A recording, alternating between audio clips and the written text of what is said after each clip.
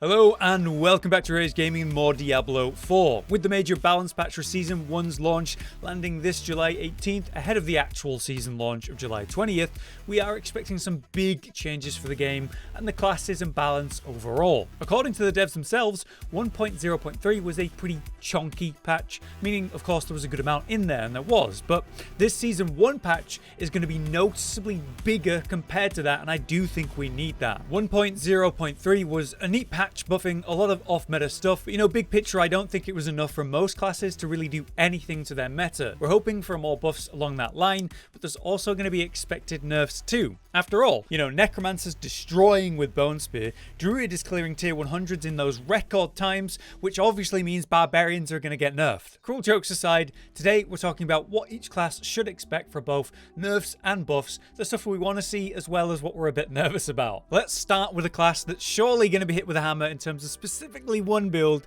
It's Druids. To cut to the chase, I'm talking of course about the clearly broken and not intended to work this way Earthen Bulwark build. It certainly doesn't seem like an intended interaction, with its damage scaling up to higher levels with the higher level enemies. In short though, this build benefits from damage reduction while injured, and also barrier damage scaling.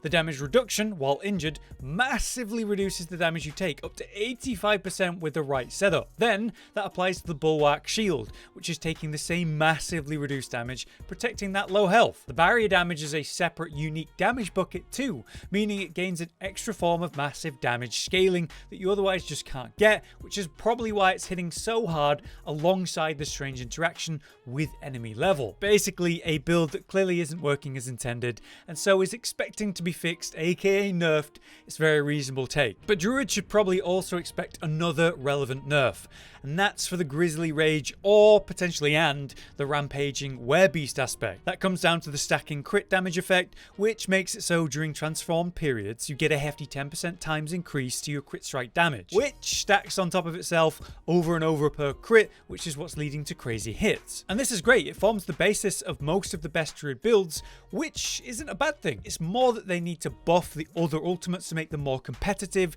to give Druids more options, but I know that's a tough fix. It's a lot easier to just tone down, say, Grizzly Rage or the aspect to enhance it. Nerfs aside, there's some big hope and desires for buffs too, starting with what might be the most requested thing, companion buffs. They're completely irrelevant in the endgame right now, both because of the lacking damage, but also most of them die so quick when you're dealing with actual endgame content. Cotton suggests that making each companion also match another type of ability, like Poison Creeper being Earth Magic tied, Ravens are Storm Magic, and so on, that would give them a big way to scale the damage. But something needs to be done about the survivability, specifically wolves, and hopefully we're going to see something like that. Speaking of magic, Earth Magic could do with some help. While there's clearly strong, say, Storm builds or pure Wolf form builds, and of course the Bear builds, there's a lacking aspect to the pure Earth builds. Cotton suggests a buff to Earth basic skills, something like Boulder or other legendary aspects that affect the actual Earth spells themselves could be good. It's a really cool detail of Druids, the Earth magic,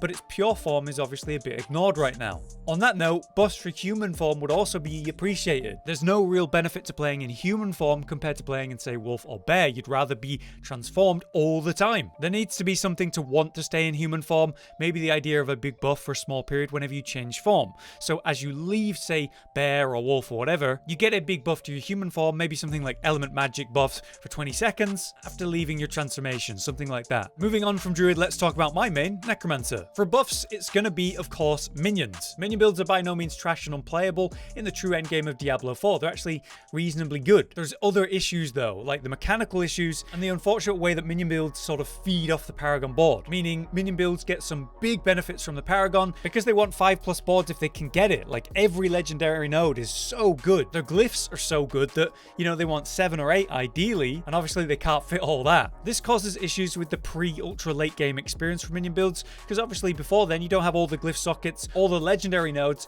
and often just the boards and all their benefits. What I want to see is less reliance on Paragon and more benefits found in specifically the skill tree, which you can get a lot earlier. On that note though, mechanically, look at the aspects of say Max Warrior and Mage count increases. These are required aspects for any minion build, but good luck finding them while you're actually leveling. Why aren't these effects in the skill tree? That would actually give minion builds more aspect options. Lastly on that topic, before I talk about it all day, is what about the benefits of having minions active? The sacrifice bonuses are so good, and having minions out by comparison is a lot weaker. Why not have Golem and Skeletons on one singular button, which would free up some skill bar space? There's so many ways, in fact, I could talk about improving minion builds, but basically, I'm hoping for more than just percent buffs and more like reworks to the mechanics. Next, one all Necromancers can agree on is mobility.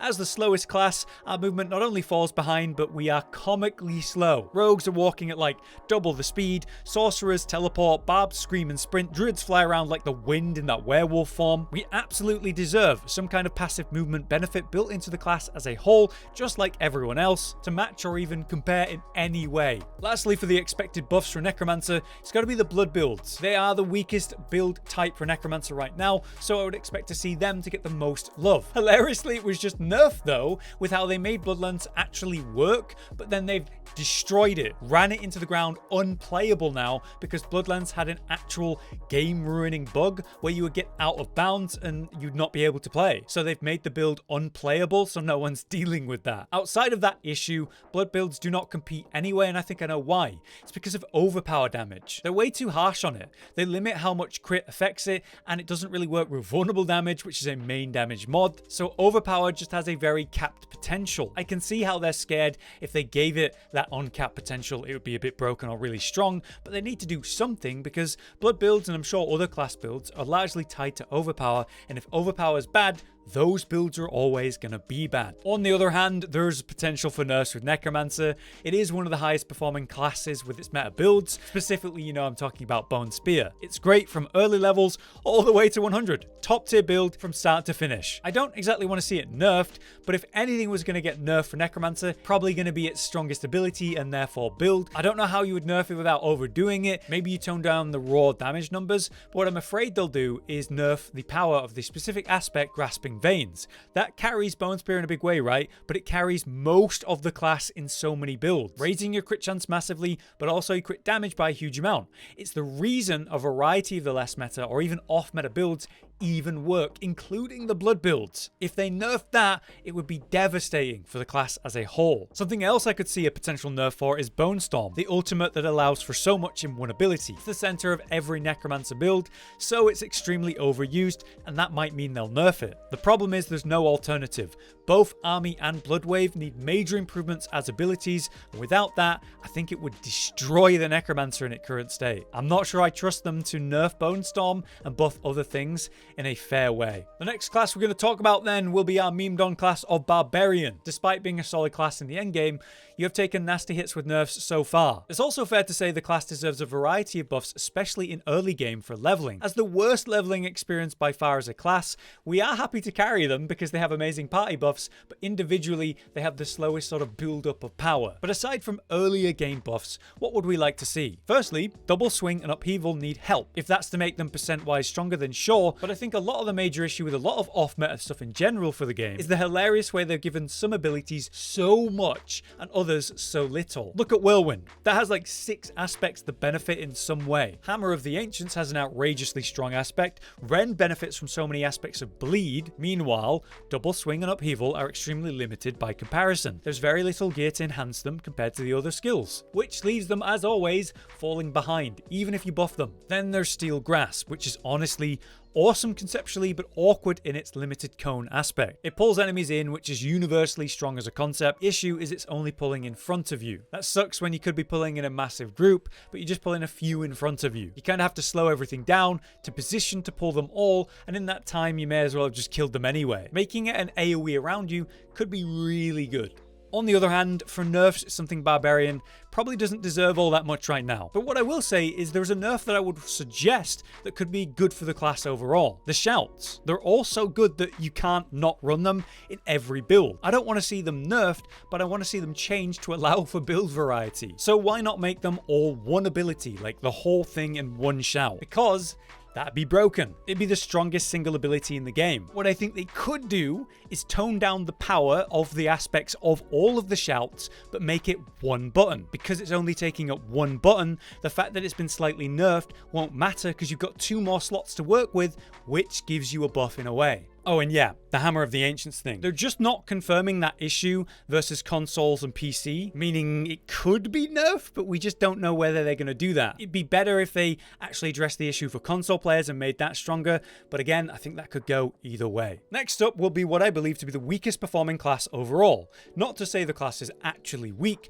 but compared to one another, it definitely has the most outrageous issues, this being Sorcerer. Let's get right to it. Sorcerer has been an issue since the betas, in which they heavily balanced the class after how they saw it was performing at level 25. It's unreasonable to think they weren't testing things at a high level as well, but it's also clear that they made some sweeping changes based on how it was doing en masse in the betas. On that note, there was a massive call for the 3rd enchantment slot to be returned. This wouldn't just fix the class, but it would be a huge realistic improvement to the way the class works right now and give it a new variety of options. Though naturally, actual buffs to the non-meta enchantments to get them in line or even slightly competitive is needed. As it stands, there's about 4 that actually see use out of all of them. Then the class really needs better survivability, doesn't it? Currently the builds basically exist around defensives with 1, maybe 2 offensive options as the only way to deal damage. Even then it's getting one-shot randomly in relatively normal tiers of content for endgame, which does not happen to other classes in the same way. So that's a big point of frustration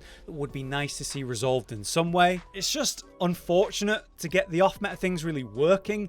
It looks like they need more of a real rework or mechanical change. Out of everything though, Josh was telling me that a big damage bump for Conjuration specifically, since that's an entirely unused and wasted aspect, would be good. He'd like to see a lot less trade passives and uniques in the class design, meaning when you gain something you kind of lose or cost something, and that's often how survivability has problems. You're gaining damage but you're taking more damage, and that's causing one-shots. On that note, it's hard to suggest there's definitely any nerfs coming to this class.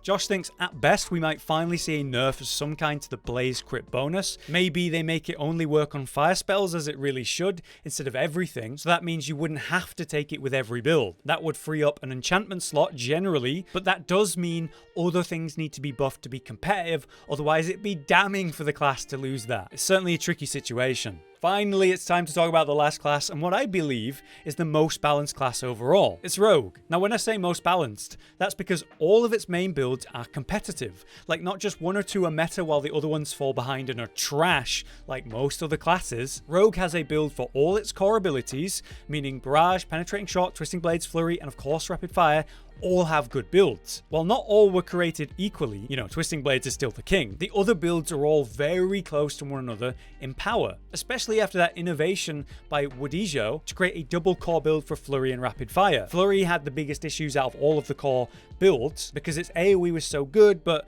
its single target was so weak. With Rapid Flurry, you just use Rapid Fire for single target and Flurry for AoE, and it works amazing. So because of that, every build works and are very fun. In regards to buffing it though, I'm gonna have to say that it'll be more non-core related things that need help. Underused skills, like they're basics. Puncture is so good, no one uses anything else. We don't need percent increases for the other basics, what we need are actually relevant benefits. Puncture provides constant slows for the CC damage improvement, and vulnerability, which is an amazing damage modifier. The others need some kind of extra benefit, like better CC damage or consistent CC benefits, other vulnerability applications, maybe something to do with overpower. Just increasing their damage doesn't matter because we're not using basics for damage, we're using them for the other benefits. On the other hand, there's abilities like Caltrops, Smoke Bomb, Conceal, and even Frost Imbuement that see very little use. Of course we want to see these buffed, but I'm not sure again if percent increases would help them enough. And that's the big constant question and concern of the video, isn't it?